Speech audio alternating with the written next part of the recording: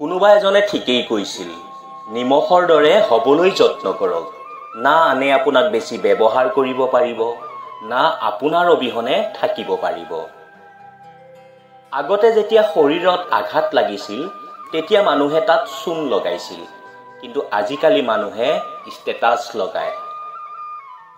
পৃথিৱীৰ সকলোতকৈ বেয়া মানুহ সেইজন, যিজনে নিজকে সকলো সময়তে শুদ্ধ বুলি ভাবে।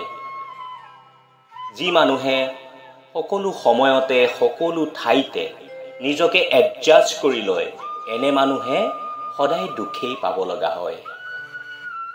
যি ব্যক্তিয়ে আপোনাৰ লগত মিঠা মিঠা কথা কয়, তেন্তে জানিব সেই ব্যক্তিয়ে আপোনাক সন্মান দিয়া নাই, প্ৰতাৰণা কৰি আছে। আপুনি যদি সুখত থাকিব বিচাৰে, তেন্তে এই কথাটো মনত ৰাখিব।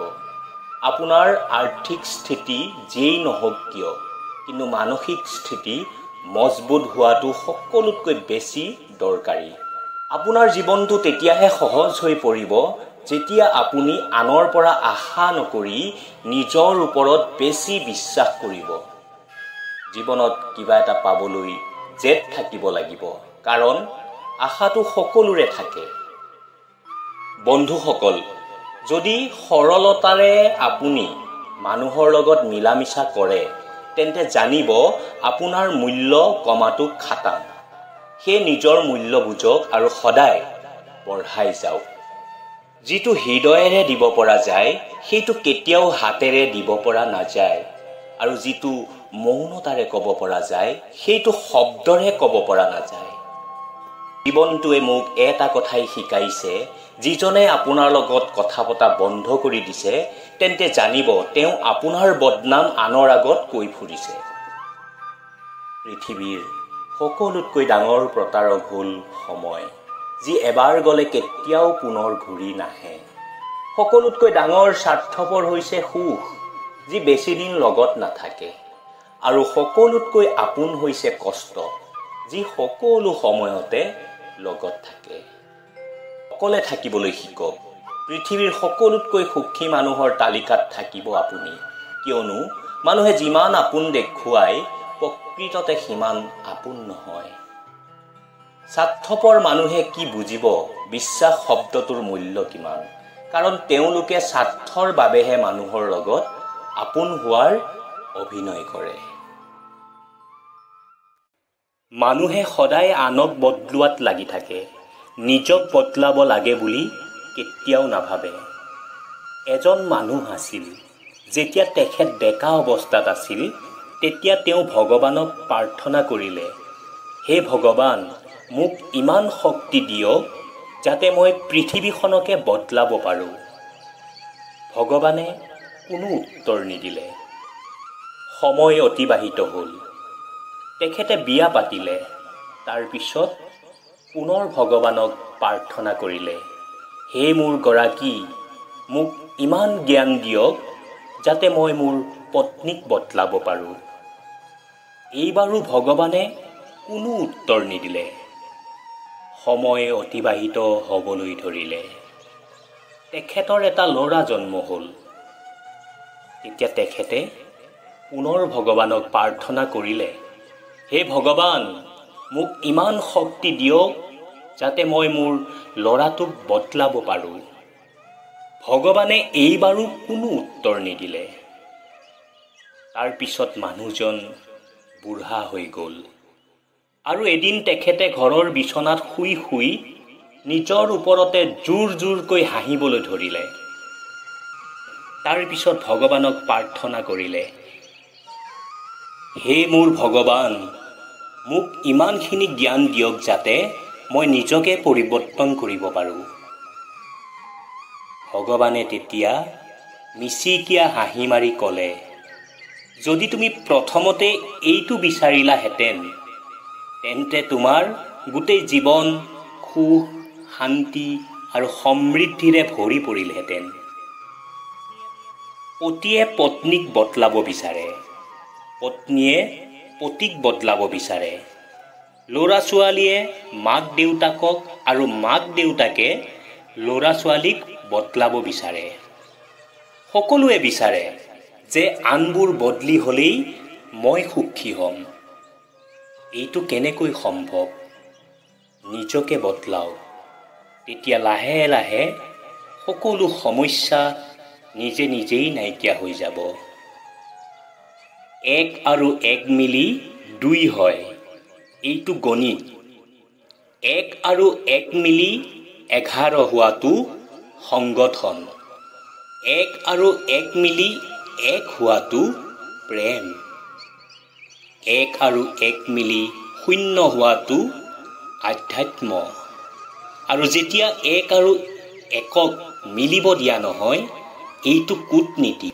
আৰু যেতিয়া 1ক 1ৰ বিৰুদ্ধে থিয় কৰোৱা হয়, এইটো হ'ল ৰাজনীতি। আৰু মোহ কি? প্ৰেমত আমি আনৰ সুখ কামনা কৰোঁ, আৰু মোহত আমি আনৰ পৰা সুখ বিচাৰোঁ। প্ৰেমত আনক সুখ দিয়াৰ চেষ্টা কৰোঁ, আৰু মোহত সেই ব্যক্তিৰ জৰিয়তে আমি সুখ ল'ব বিচাৰোঁ। যেতিয়া আমি ফুল ভাল পাওঁ, তেতিয়া আমি সেই ফুলৰ পুলিত পানী দিওঁ। ফুল বহুত দিনলৈ ফুলে আৰু সুন্দৰ হৈ থাকে, এইটো হ'ল প্ৰেম। আৰু ইয়াৰ বিপৰীতে ফুলপাহক ভাল লগাৰ কাৰণে ছিঙি পেলোৱাটো মোহ। চাহৰ কাপত ভিজাই খোৱা বিস্কুটৰ পৰা এটা সুন্দৰ শিক্ষা ল'ব পাৰি। সেই শিক্ষাটো হ'ল কাৰোবাৰ মায়াত বেছি ডুবি গ'লে নিজে ভাঙি পৰিব লগা হয়।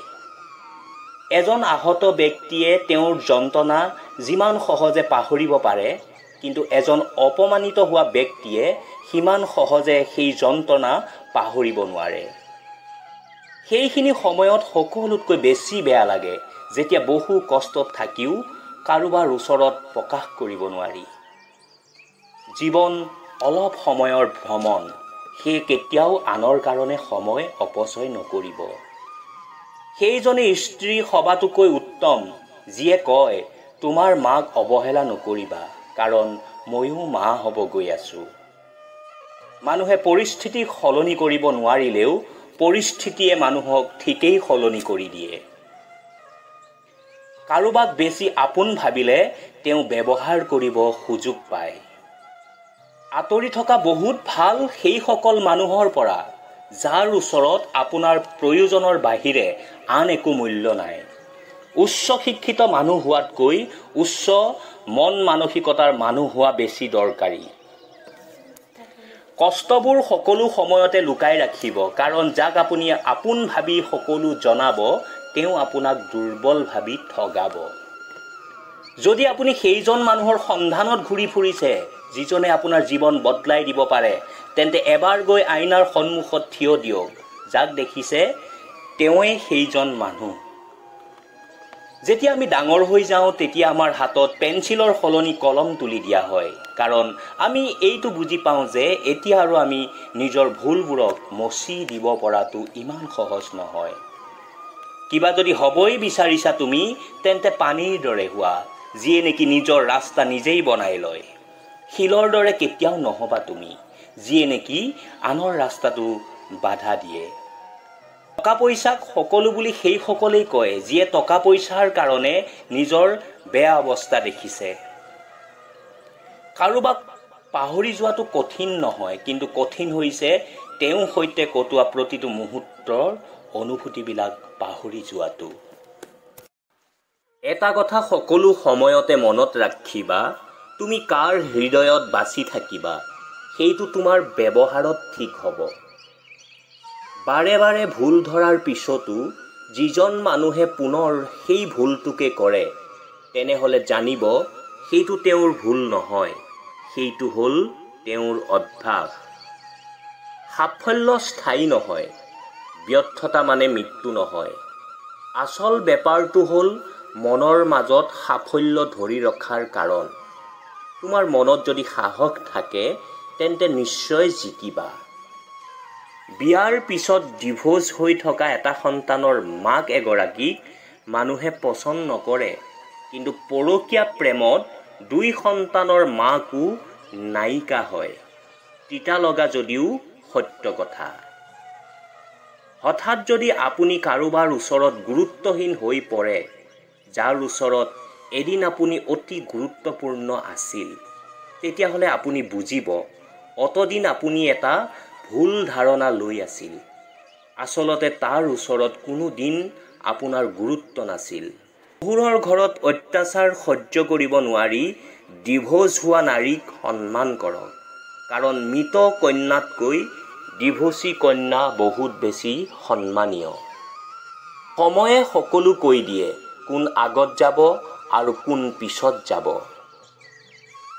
ফাল্টু অহংকাৰ সদায় মূৰ্খই কৰে। পৃথিৱীৰ আটাইতকৈ নিষ্ঠুৰ মানুহ সেইজন যিয়ে নিজৰ প্ৰয়োজনত আনক ব্যৱহাৰ কৰে আৰু প্ৰয়োজন শেষ হ'লেই দলিয়াই দিয়ে।